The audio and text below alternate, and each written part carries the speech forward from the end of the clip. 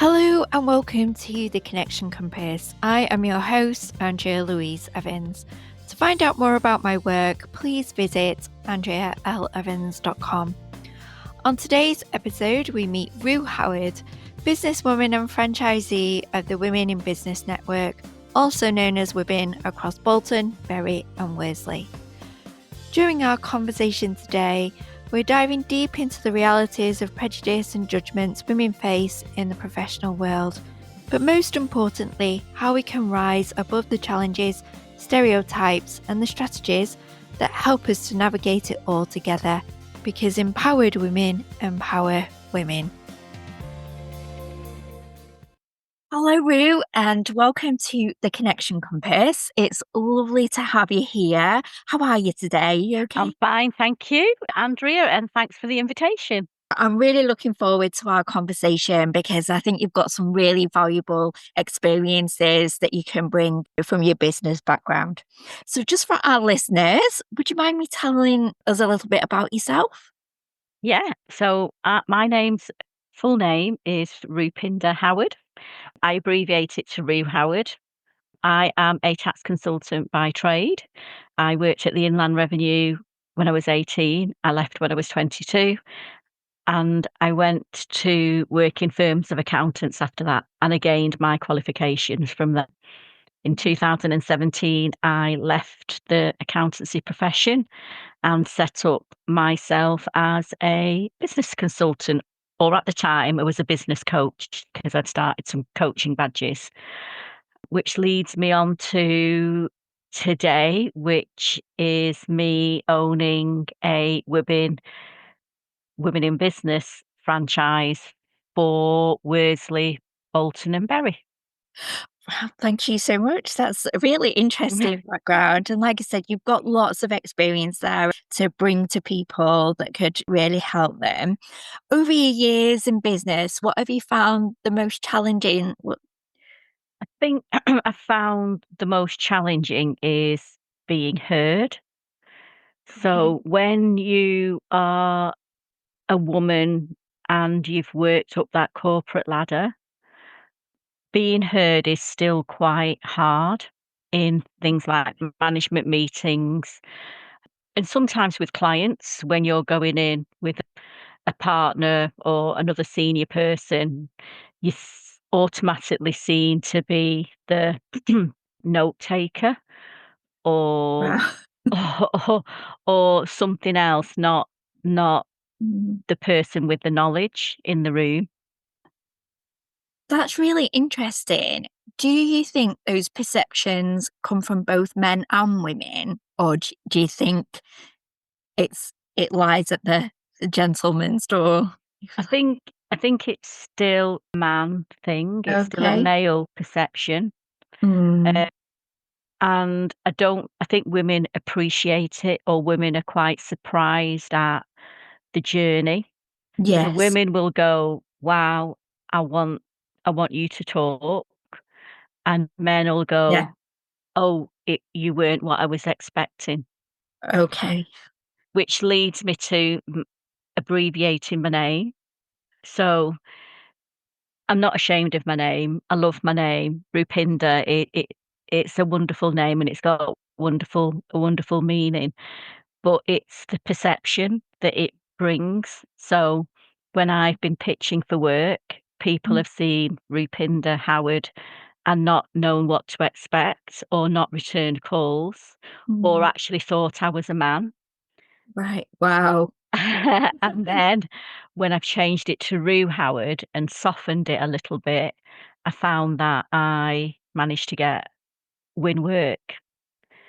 How does that make you feel? And also, how have you overcome those challenges? How have you overcome the thoughts that you feel about that? Because that's quite harsh. That's quite a big thing. I think you just do it. I Okay. think when you come from a background where you've been taught to accept it as just this is the way life is, you've learned to adapt mentally anyway, and it's finding a solution that works for you that still gives you the ability to give you that identity when you walk in the room. I mean, I come from a very male-dominated industry, so Mm. those two things that you have to overcome when you walk into a room is, one, in the early stages, not realizing that a woman was gonna walk through the door. Two, finding a woman of color walk through the door. That's another biggie that people don't always realize. Can I ask, what does Rupinder mean? So it means beauty of the inner soul. Oh, that's lovely. And do you feel that you embed that in your work, like, every day? Do you think? Pro Probably not, 'cause I think beauty's in the eye of the beholder, Mm. but I think one thing that I am true to is myself. So if something doesn't agree with me and my worth and my expectations, then I am afforded that ability now in life where I can just say, "Actually, you're not for me." And that is something that a lot of women in business do not understand, that they have the ability to do that too. Yes, to say this is not in alignment with who I am and what I believe, and that that's okay, and that that's okay to do that. Yeah, yeah, and that's, yeah, it is. You've definitely got to be able to do that because your business will grow from that. And is that, obviously, that's something that you've learned over time? And Yeah, I come from a family of very fierce, independent women. The fiercest probably is my mum, and I don't use fierce in a negative way. I use fierce in a positive way because she has she has 4 daughters, and she instilled in us that we've got to be independent, we've got to have an education, and we've got to be able to stand up on our own 2 feet. And those 3 things, and be true to yourself, that was her 4th one, is those are the things that we've carried through in mm, life. Is you've got to do it for yourself. You Doesn't matter about your job, you'll always get a job, mm, and I think, just be happy. yeah, that's really inspiring, isn't it? And I think a lot of these ways of how we move forward in life has been instilled by our family and our family's journeys, hasn't it? Yeah, I think I truly believe in the phrase, "Empowered women Yes. empower women." So my mum was very empowered. She fought Mm. for her empowerment, so she has empowered her daughters. Yeah, Uh, so we are this a sort of force to be reckoned with, I think, when we're all together. yeah, But it does stand you in good stead yeah, for challenges that did come along the way on my journey yeah. to where I am today. That's really nice story, Rue, actually. I really appreciate you sharing that with us. And what inspired you to start supporting women in business? So over the years, since 2017, I've been coaching women, and I use the word coaching because, and it's not the right word to use. I consult with women. I don't give them homework to do. I actually tell them what it is that they need to do, and we do that together. But over the years, I've realised that women are more likely to be left with a poor accountant, with a poor coach, with a poor Yeah. financial advisor, with no financial advisor, with no bank contacts, because Mm, we're still not seen to be a force to be a gender to be reckoned with. We're still right, seen okay. to be the weaker sex, and in some areas, we are the weaker sex. In the construction industry, manual Mhm. works, we are the weaker sex, and I think a lot of women would actually hold our hands up and say, "We are the weaker sex." But when we matched within other industries, we're not the weaker sex. I meet women clients that when I say, "Do you need a financial advisor?"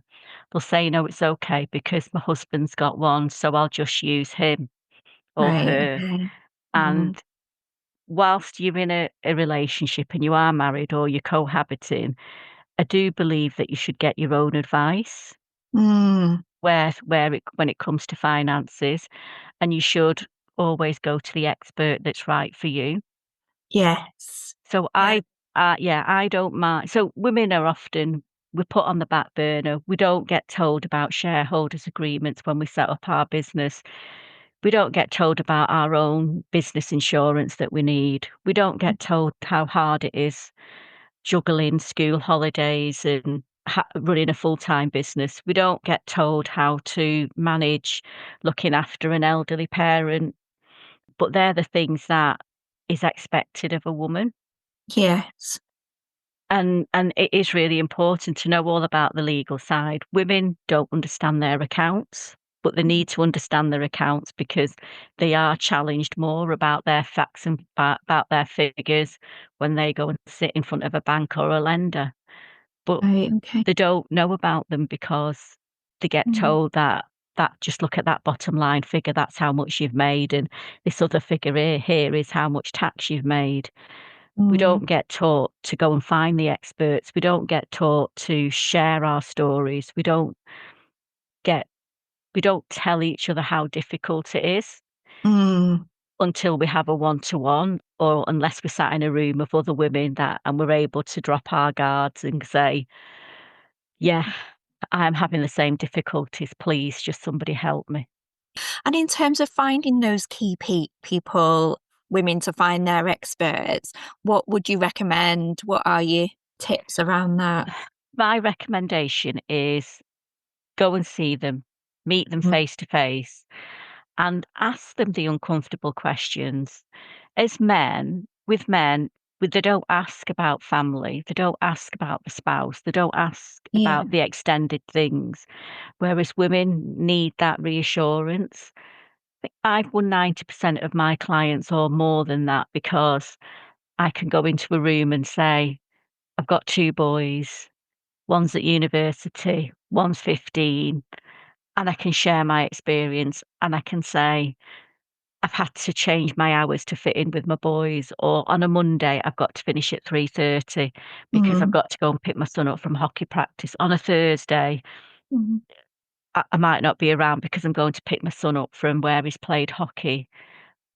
They're the things that I'd be saying to people, go and find out for any expert that you're going with, do their principles align with you?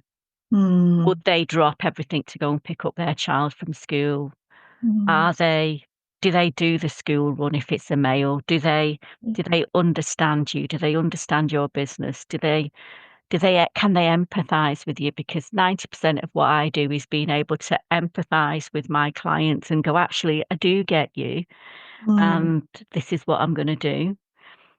What's really important for me is I've always done networking, mm. and networking makes me look good. So when I go into a room Yeah. and I'm asking my questions and somebody says, "I don't have a financial advisor," don't worry, I can introduce you. "I don't know HR," don't worry, I can introduce you. And then when somebody's saying, "Actually, I don't feel right in myself," I can go, "Actually, well, have you tried yoga? Have you tried this? Have you tried mindfulness?" Because I've got somebody that can do that. You are a go-to person. You've got all those contacts, having all those notes. You know where the people are. So yeah, that's a Yeah, resource. You're an yeah, amazing resource to have in business, yeah, aren't you? Because yeah, it, you it, made these contacts. it is. And going on to women in business, I think what I like about women in business and why I bought the franchise was I don't want to always be that go-to person. I want my clients, my female clients, to come and network with me and that they find their own go-to people. And Yeah. then they can pass on that knowledge to somebody else. So it's that ripple effect. Mm, So I could say, so one of my clients comes to my berry meeting and I am her go-to person for everything that she needs. But with networking now, she's found her own go-to people. And from that one-to-one with that go-to person, she's found other people. And I yeah. found that she is just making her own alliances now. She's not reliant on me. And I am now able to do the bits that I want to do, which is go in and business consult with her business. I can go in and say, right, where are we up to with this? Oh, you've got a new social media person. Where did you find that from? And she's gone, oh, I found them through such and such a body, but she's making her connections herself now. It's Right. not coming from me. And that's what I think networking should be about. So it's your empowerment story, isn't it? It's that story from the beginnings, from your origin, from your family coming through right into that business and empowering people to Yeah. be empowered, aren't you? Yeah. Yeah. And I think that's the thing as well. You've been yourself. As soon as you walk through that room, it is a little bit daunting, but by the end of it, you've come out with, you've listened to other people's stories, but you've got this sort of mojo, this little spark as you walk out the room going, Yes. actually, I can do this and I Mm, want to do this. And this is an amazing bunch of women that I've met who are going to yeah. help me Yeah. grow my business or help me start my business. Yeah, it's like a little shortcut to Yes. running a business. And it takes away that feeling that you're on your own, isn't Yeah, that you're on your own in your own little world, isn't it, as well? yeah, Yeah. yeah. What is one of the most inspiring stories do you think you've come across? From women in business, Yeah, yeah. I think the fact that women have set up businesses whilst they're on maternity leave. I Right, think okay. that's absolutely amazing. Mm, They know that they don't like the job that they're in. mm, Having a baby, which is just bizarre, it's just stressful. Having a baby is stressful. And whilst they're going through this stress of having a baby, just having a baby, they've managed to get to a networking event and said, really honestly, I don't want to go back to my job. I just need somebody to give me an extra 30 hours or just need somebody to give me some work and I'm not good. I don't have to go back to my job. I can hand my resignation in a couple of mm. months. To me, that is that is like, yes, I will help you. The reason behind that is that about the women wanting to have work that fits around the children? Do you think that's the inspiration for that, for I think starting the business, or is it a mix, do you I think? think it's a mix. Mm, It's the inspiration that they've gone, actually, what I have been doing isn't me, but there's aspects of that job that are me, and that's what I'm gonna concentrate on, and right, this is what I'm gonna do with my business. But for them to actually start that whilst they are on maternity leave is just amazing. It's it's yeah, I've had, my ups and downs, but if I would never have thought of starting a business whilst on maternity leave because I've got to think about childcare, I've got to think about money, and then if this business does take off, I've got to think about nursery care. And with my safe job, I know that I could have gone working part-time. I know I could have got nursery place. So you've left this comfort blanket to drop in your comfort blanket and just running around going, "What am I gonna do? What am I gonna do? What am I gonna do?" That's the inspiration, yeah, for me.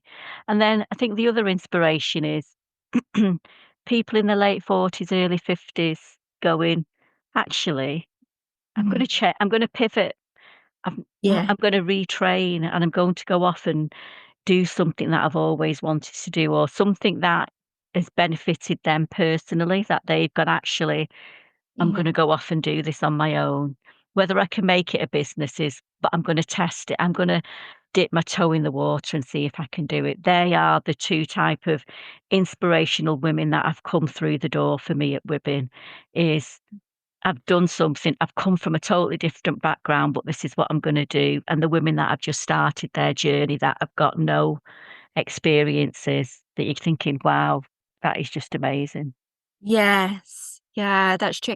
And I think there's a lot more of that. I think the past couple of years have really made people think, haven't they, about their lives and the future and the careers on what they want to do.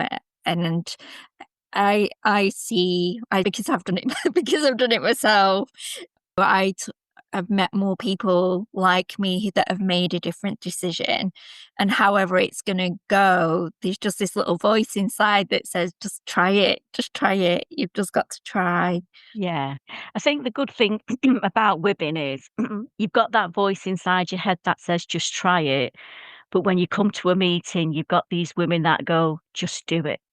Just do it, Mm, and I'll be here to support you. If I can support you and you don't have to pay to come to my meetings, if I can help you and I can do all these introductions, just let somebody do it. Don't be yeah, afraid to ask for that help." And the difference between should I do it and you can do it is a big difference.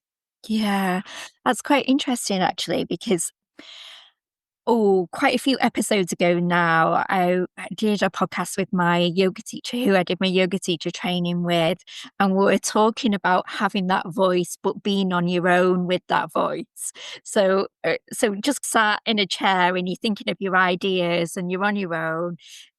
You are on your own with that thoughts. But when then you come to a meeting like WIBN, you've got several other voices saying, "Just do it." So you're no longer on your own with that voice. Yeah, that's just it. You're not on your own. And I think once you realise that you're not on your own, I Mm, think that makes a big difference. yes. Yeah, it does. So I know we've already talked about some of the challenges that women are facing in business today, but is there anything else that we've not talked about that perhaps you're seeing that women are challenged, like you were saying before, not getting the best advice around kind of finances, etc., about the shareholders agreement? Yeah, yeah. Yeah, Insurance.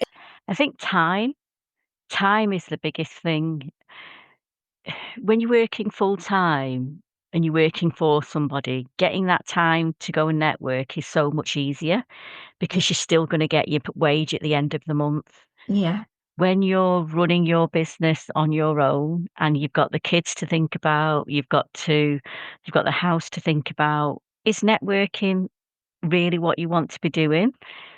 Can your business afford to lose you for 2.5 hours once a month? So time is the biggest thing, but and convincing women, spend this money, come to a meeting because you will get so much out of the meeting. You you need to do that. You know, I see lots of women in business who, and I've been to a meeting this morning. She's an amazing lady. She earns loads of money. But when I said to her, "Where's your support?" I was her support. And I just said, "But I shouldn't be your only support. I mm, need you to go and network, go and find your networking group, go and find something that you need to do because yeah, you can't just run a business on your own. You need that coach, you need that friend, you need that banker, you need the accountant, you need the solicitor just to bounce ideas off, just to yeah, say, am I doing things right? yeah. So do you think networking is the one thing that people are not doing that they really need to do? Yeah. And I don't know whether I don't know whether networking's the right word, Andrea. I don't. It's not, there's that phrase that, women who lunch. I'd like to use that phrase in and turn it a different way. It's women who lunch but learn. And Is it is it a community connect of women in business? Perhaps yeah, I women. think it is, yeah, a community. I don't know what the right word is because people don't like the word community, but you know, I think I don't know, is it a collective? I don't know what the right word is. Mm, But I think networking encompasses it. But when you say networking, people will go, "Oh, I don't want to network. I hate networking. I don't need to network. I don't need to make any other connections." And they think it's all about business. But the difference with women is it's not just about your business. It's about mm, learning. It's all yeah, about getting your you out there in the room, which yeah, could be you've turned up and you've gone, "I've had an absolutely shit morning. yes. This is my 60 seconds. I've had an absolutely crap morning. The kids didn't Mm, listen. I've lost a client but I'm here." yeah. And for me, that's the best thing is just Yes. come. What do you think are the key elements that make something like Wibbins so successful? I think WIBN is one of the only female networking groups that operate under professional exclusivity. And the professional exclusivity is there because you should be that expert in that room, and Yeah. only you should be in that room, and you should be the one that are helping all these women that are turning up month after month. Professional exclusivity is really important for me in my industry because I don't want to compete with another woman. I'd happily refer you to another woman, but I don't want to compete Yeah. with another woman in my sector. I think the other thing that's really different about WIBN is I try and do business topics. So there's a learning Yeah. element to WIBN, which not a lot of networking groups do. We don't actually, we indirectly teach you something about running a business for you to take some key points away. If you wanted to learn more about it, you would just ask. And the 60 seconds is really important. And to make change the 60 seconds, we're all very rigid about our 60 seconds. So, I do little challenges, Yeah. a 60-second challenge, ask ChatGPT to write your 60 seconds. And Yeah. my March one will be nobody's writing their own 60 seconds. You're going to write 60 seconds for somebody else. It's just little things that make WIBN different. And I think the key thing for WIBN is making sure you have something to eat. Because Yeah. there's a lot of networking events and you'll get your coffee, but you're still rushing around. Women affords you the time to make sure that you have something to eat because as women, that is the first thing that is skipped is Yes. food. It doesn't matter. I'll take a brunch bar with me or I'll get something Mm. later. And I think that's wrong. Yeah, and it's really important of just being well, having food, isn't Yeah, it? And it's bad to think that we just skip that, but I recognize that myself. You can be really focused on something and you can completely forget about you. yeah. Forget But about in eating. terms of kind of energy, maintaining our energy, being able to make the right decisions, we need that fuel, don't we, to keep Yeah. And we do it for our children, don't we? We make sure that our going. children have the breakfast, but we don't seem to do it ourselves. We don't take our No. we don't take our own advice very well, do we? Yeah, no, we don't. We're not very good at we're good at caring for others, but not necessarily caring for Yeah. ourselves. So how does networking for women differ from men, do you think, that you've come across? What would the differences be? I think it's empathy. Okay. Empathy's one and competition the other. Yeah. Okay. So we're not competing with another woman. We're not trying to be the best in that room. Mm. We're not interested in statistics. We're not interested in being graded red, amber, green. We It doesn't matter whether we've made £1 million, £10. We don't want to. That's not what networking's about, and that's the big difference, I think, between men and women. Women need to be able it's a safe space. You need to be able to come into that room and say, "My kids have really annoyed me today," or Yeah. my partner's not understood me today," Mm. or "I've just lost a client." You can't go into very many networking groups and just stand there and say, Yeah. "This is what's happened." Mm. And I think so I have done networking. I have done probably the biggest networking group in the Yeah. country, which organisation is BNI. And I did BNI for said I would have been confident enough to walk in and say, "I don't want to be here today because, I've upset my child before going to school, or I'm gonna be a bit late because I've got a hospital appointment or a doctor's appointment." There's that for me is the big difference, and not having to compete, not be on a ladder, not to be in the red light or the green light or the amber light. I don't want to put that pressure on anyone, because it is really hard trying to find referrals and monetize Yeah. what you've got out the room. We shouldn't be doing that. That's a private thing. If networking or WIBN isn't working for you, come and speak to me. That's what I'd be saying to members. If it's not made the money that you think you thought it was going to make, come and see me and I'll try and go through why it's not made you any money. Um, Yeah. but you'll find that a lot of women that come to WIBN will say it's not just about the money. It's Yeah. also about the culture in the room. It's all about the community in the room. It's all about the support in the room. That's what they want. A brilliant resource to have. How do you think men can support women better in business? Oh, I think men have got this unbelievable knowledge when it comes to running a business. Yeah. I think if they could, that doesn't mean that they're drumming it down. It just means talk to us as a woman, talk to me like you would anybody else. I think men are amazing business people. They have, I'd probably say confidence. If men could teach women how to be that little bit more confident in their business, then that'd be amazing. Just teach me how to be a little bit more black and white. Just teach me Yeah. how to be a little bit more assertive. Just teach me how to be less emotional.